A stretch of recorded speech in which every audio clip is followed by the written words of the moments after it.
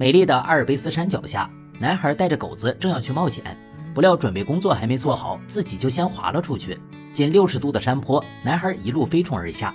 等他注意到前方是断崖，再想绞杀时，已经为时已晚。1945年9月，第2次世界大战刚刚画上句号，全世界都在欢欣鼓舞，迎接久违的和平时光。英勇少年塞巴斯蒂安现在也已经10岁了，依然和爷爷以及爱犬雪莉生活在一起。就在刚刚，雪莉还救了他一命。